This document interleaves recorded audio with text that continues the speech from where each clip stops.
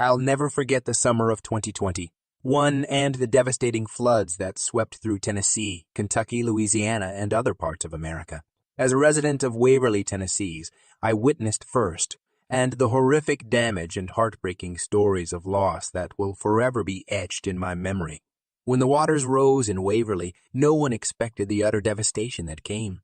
The Duck River swelled far beyond its banks as rain pounded our region for days. Melissa Stepp was suddenly trapped on the second floor of her home in Miscuin, with water filling the first floor and rising fast. Her husband Chris punched a hole in the roof so they could climb out. But like so many others, they lost everything they owned in mere minutes as the floods destroyed their house and belongings. I was there when Kathy Smiley saw her outdoor supply shop in Waverly washed away in minutes by the raging currents. For over 35 years, she had poured her heart and soul into building that business from nothing. In an instant, decades of tireless work disappeared before her eyes, the torrents far too strong for anyone to stop. The floods showed no mercy, even on the youngest souls. In Dixon, the McKeithen family drowned trying to escape the floods. Rowdy, 5, Riley, 4, and little 18-month-old Kinsley. Their tiny bodies were found miles apart after the storms. Having to tell their family and our community left wounds that may never fully heal. As search crews carefully recovered more victims each day, Tennessee's death toll climbed higher and higher, eventually reaching 20 souls lost just in our county alone. But many are still missing to this day, and the anguish feels endless. Further west in Kentucky, the floods wrought similar havoc. Entire houses splintered into piles of rubble as raging rivers like the North Fork smashed through towns like Jackson and reduced them to disaster zone. Cars and debris were strewn across fields and parks where vibrant neighborhoods once stood. No words can fully capture watching your hometown destroyed before your eyes. Schools and businesses that were the heartbeat of the community, simply gone. Tragedy and loss on a scale none of us had seen before. The stories of those lost reveal the true depth of the heartbreak left behind. 16-year-old Chloe Adams died a hero, trying to rescue her baby brother from the dangerous floodwaters in Breathitt County. Tiny 7-month-old Olivia Douglas's body took crews over a week to finally locate, washed many miles from her devastated family, who longed for her to be found alive. In Virginia, the devastation stretched on.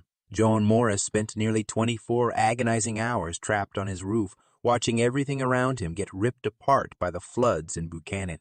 He broadcast desperate pleas for rescue on Facebook that initially went unanswered amid chaos.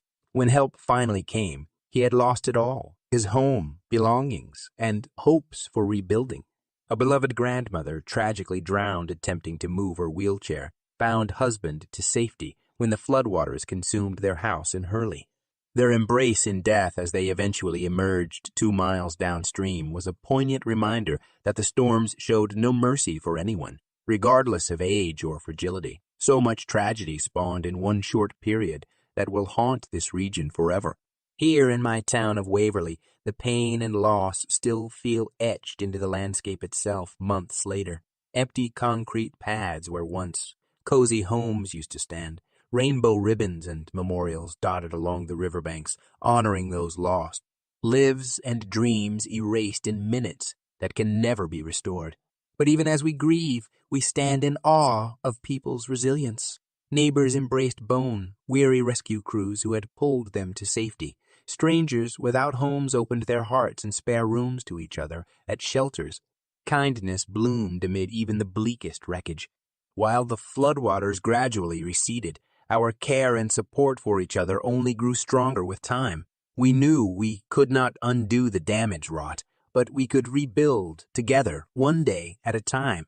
I can still hear the roaring rush of the raging waters that upended so many lives whenever I walk near the river. But I also hear the voices lifted in song at the memorial services and groundbreakings as we came together to heal.